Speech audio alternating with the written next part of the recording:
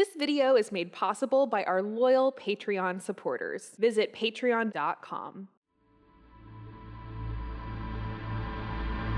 Hello and welcome, friends. This is Erinda Martin, and today we will be practicing yoga for a healthy psoas. Psoas is the muscle deep in our belly, below the organs, on top of the spine. It is the deepest muscle in the body, and it is responsible for our fight and flight reaction. Also, when the psoas is tight, it can make us feel stressed, but also it can feel swollen, pushing the organs out and having this sensation of a swollen belly. So to stretch the psoas is a bit of a challenging task, and that's why we're here today to show you some different poses and stretches. This is a two-part video. We will start with the first part, which is a very beginner-friendly, with several poses leading to part 2, which is a little more advanced. Whichever level you are, I encourage you to try out both, starting with the first video and continuing with the second. For this video, we will be using some props to support our body. I have here 2 blocks, which I'll be using, as well as a bolster. Now, if you don't have these props at home, you can use books instead of the blocks and perhaps a pillow or a blanket for the bolster. Be sure to subscribe and click the notification bell so you don't miss any of my videos. And if you haven't already, follow us on social media for tips, tutorials, giveaways, and daily inspiration. You can find a lot more yoga videos, including 2 of my 1-hour classes on the YogaPlus app, so you can practice with me anytime, anywhere. All right, let's get started with our class today for a healthy psoas. So find a comfortable seat, perhaps cross-legged, known as Sukhasana, easy seat pose, and you can support your hips with a bolster or a block if you would like. By lifting the hips up just slightly, this helps ease the hip flexors and also neutralize the pelvis. It also helps having the knees relaxed to the side, and the shins can either cross or stack on top of each other. Feel free to gently shuffle side to side so you ground down your sit bones. And as you take that next breath, lengthen the spine. You might feel just a slight lengthening of the upper body. Roll the shoulders away and down. Release the hands to the side. And we will start with some very gentle neck stretches. So from here, flip your right palm down, stretching that right hand, and relax the other hand. At first, take a breath, lengthen through the crown of the head. And as you exhale, start to bring your left ear toward your left shoulder. Maybe close the eyes so you can tune into the sensation on that right side of the neck. And just take 3 nice big breaths here. If you are looking for a little deeper stretch on the neck, you can use your other hand on top and very gently press on the side of the head. And after that 3rd breath, gently release the hand and we'll stretch the other side. So extend your left hand, relax your right, and bring your right ear toward the right shoulder, giving your left side of the neck a chance to stretch for 3 breaths here. And again, if you're looking for a little deeper sensation, bring your other hand on top of the head, very gently press it down and breathe.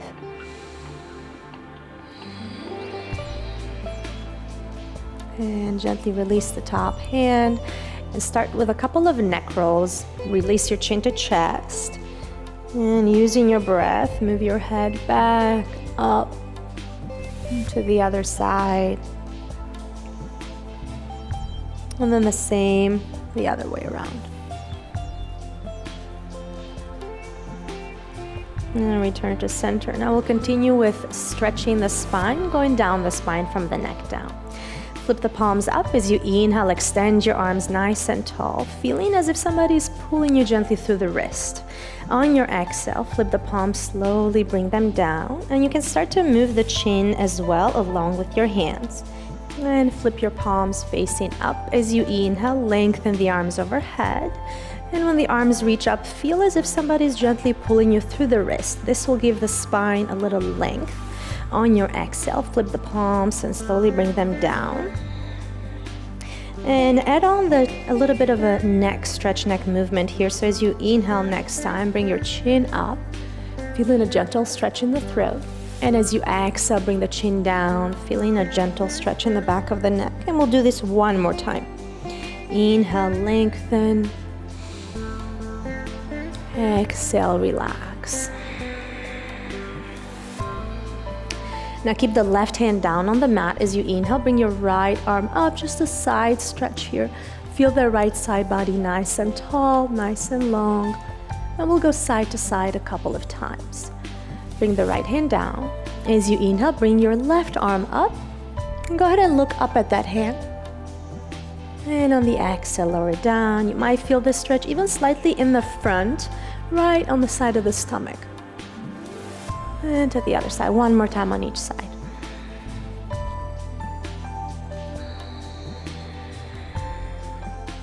And make sure that you're following your breath as you do this, nice and slow breaths. So something happens with nice deep breaths. As we inhale, our diaphragm comes up. And as we exhale, it relaxes. And as that diaphragm relaxes, it actually gently massages the psoas. So we want to make sure that we're breathing nice and deep to help our psoas relax. All right, so we're going to do a spinal stretch and a twist. Bring your palms facing up as you inhale, lengthen, maintain this length of the spine. On your exhale, go ahead and twist toward your right and lower your hands down. That front hand can rest on the knee. The back hand can rest right behind your sits bones. Inhale, lengthen through the crown of the head. As you exhale, gently twist over the right shoulder, looking toward the back. Take another big breath here.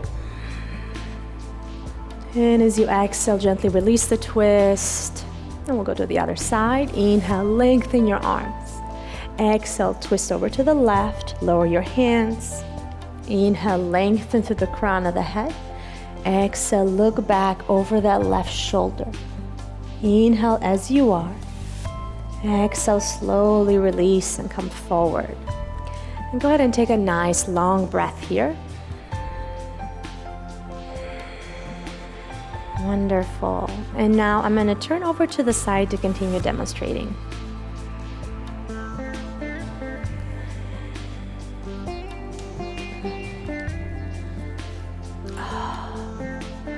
We will continue with Baddha Konasana, bound angle pose, also known as butterfly. And for this pose, I propose that you use a block or a book underneath your sits bones.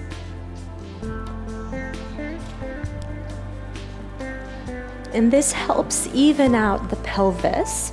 Also gives us a little more leverage for what we are about to do. Then go ahead and bring your feet a little farther apart. And you can open the feet as a book, and this will help the knees come down. Now you can explore here with this pose, perhaps bringing the feet a little farther away and creating kind of a skewed little diamond shape with your legs might help. So feel it out and see how this resonates with your body. If the block underneath the sits bone doesn't feel right, then you can remove it. But at first, go ahead and lengthen the spine as you breathe in, ground the sits bone down. And exhale. And you can use your hands to gently press inside the thighs here. Be mindful of your knee joints. Try not to press straightly on the knees, but rather on the meaty part of the inner thighs. And this is a really nice stretcher for the adductors, the inner muscles here in the thighs. So go ahead and breathe in nice and tall. If the knees are willing to stay out to the side, you can bring your hands to your feet and gently start to lean forward. Now give priority to your spine, stay nice and long. And then breath by breath, finding a little more depth in the forward fold. Now before I go any farther, I want to give you also one more option. So for anyone who perhaps is already comfortable with open hips, and if you're looking for a little more challenge, you can bring the other block between your feet. And what this will do is it will push the knees even farther out, and it will make the hip opener a little more intense. So if you're looking for that, go ahead and explore it. Personally, at this point, I don't really need the block underneath my sits bones, so I'm gonna go ahead and remove that. And I will show you the block between the feet, but eventually I'll remove that as well. So if you're here, you inhale to lengthen, and the same, you continue as you exhale, going forward with a straight spine. And if you don't have a block between your feet, you continue on with a straight spine and find your edge for this pose, and you'll know the edge when you're wanting to round your back. So at that point, just pause right as you are and breathe. This can already feel quite intense on the hips, so it is important that you take a little time in the beginning as you're warming up to breathe and prepare the hips for this pose. Take another nice big breath as you are. And when you're ready to come out of the pose, go ahead and round the back. Slowly lift yourself back up. Nice. And you can close the knees gently with your hands. And take a moment here, maybe bring the feet a little closer, finding that cosmic egg pose, wrapping your arms around your shins, tucking the belly in toward the thighs.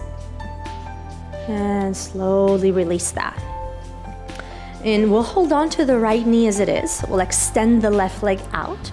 And we're gonna come into a seated half pigeon.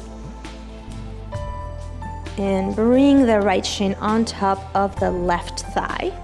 So at first, you can just relax here, engage the right toes, press down the right thigh or knee. And again, feel this is already a lot, but if you're looking for that next level, you can grab your right shin and the knee, kind of like you're cradling it up, and breathe here. Make sure you engage in that extended leg. Go ahead and breathe, bring in the shin close to your chest. And at the same time, making sure that your right thigh goes outward and your right toes are engaged. You're flexing the foot. Take another nice big breath. And maybe starting to gently cradle this leg side to side, bringing a little bit of movement into the right hip. Now, this is a nice warm-up for the full one-legged pigeon pose that we'll be doing later. When you're ready to release it, very gently bring that leg down, extend it. And we'll do the left side. Now remember, sometimes the right side and the left side feel a little different, so don't be discouraged if that's happening. It just means that you might want to spend a little more time on the other side, the one that feels more difficult. And sometimes that difference between the right and the left side is just a response of the body from day-to-day lifestyle, as simple as maybe unconscious habit of standing on one particular leg. Time by time, that can make an impact on how the body responds and how the muscles form around. Go ahead and take another big breath here, maybe cradling that left leg a little. And remember that those deep breaths are also helping massage the psoas, so win-win. And slowly release the left leg, go ahead and extend it. And you might want to release a little bit of the tension that might have been built in the quads by just tilting our feet side to side or windshield wiping the feet. This should feel nice on the quads. And before we continue, I want to tell you a little bit more about the psoas. So the psoas is actually a really deep muscle seated in the body. Imagine here, from the front we have the abdominal muscles, and below the abdominal muscles we have our organs, our digestive system. And below the digestive system organs, we have the psoas right on top of the spine. And then we have the spine, and behind the spine we have more muscles supporting our back. So it's a pretty deeply seated muscle, and it's actually called the muscle of the soul because it is so deep within. And the other thing that is often misunderstood about the psoas is that it's a really long muscle and it's seated a little higher than most people imagine. Often it's mistaken to be thought of as right around the hips. And the psoas actually starts at the base of the thoracic spine, right at T12. So you can imagine how the diaphragm, with its movement, can massage the top of the psoas. And it continues all the way down in the lumbar spine, right at L5. So then it connects within our iliac and hips. So it's a pretty big muscle, and by having it tense, it can contribute to bulging of the belly and feeling of that swelliness, like we're kind of really too stuffed. Sometimes that just a really stiff psoas. All right, friends, let's take a big breath and transition to child's pose. And you can choose either variation of child's pose. You can bring your knees wide, about mat distance apart, and let the belly come through between the thighs, extending your arms long. Or you can have your feet together, knees together, and relax your hands behind you. Whichever option you choose, I'd like you to be there for at least 3 nice long breaths, giving your psoas a gentle massage with each breath.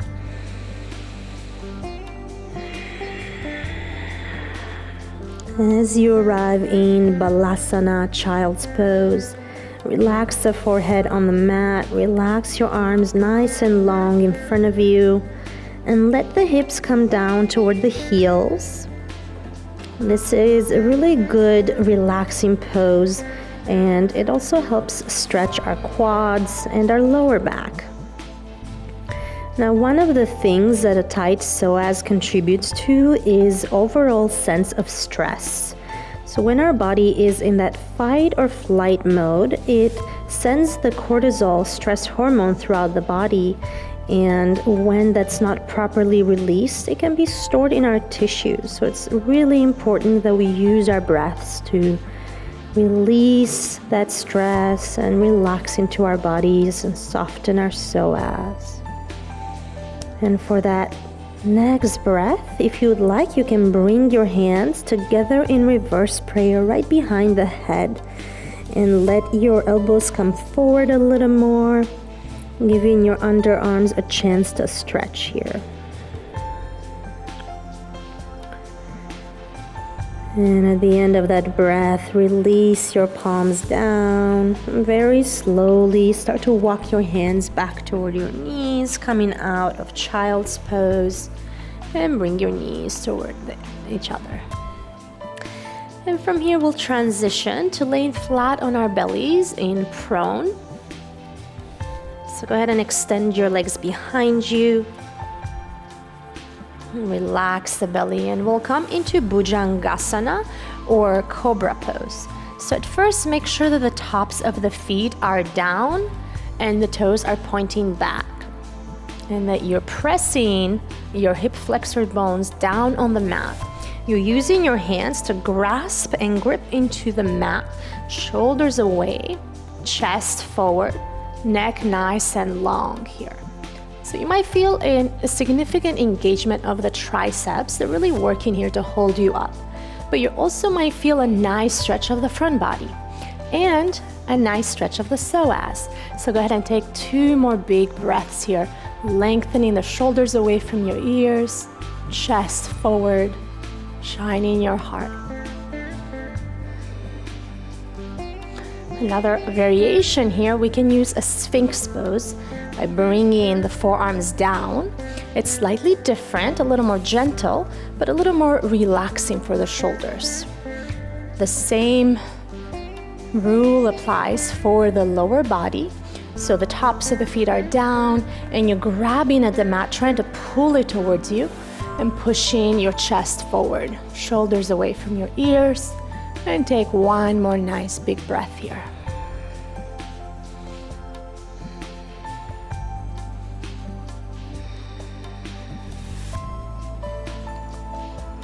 When you are ready to continue on this work, I encourage you to try out the second part of this video, where we will be going over some more intermediate and advanced poses to continue stretching the psoas. And you can do so right now with the part 2 video. Just click on the link for our YogaPlus app. Thank you so much for practicing with me today. I hope it's been helpful for you. Namaste. Introducing YogaPlus, offering a free series every month with over 300 different videos. Take control of your health. Work out anytime, anywhere. YogaPlus. Download now for free.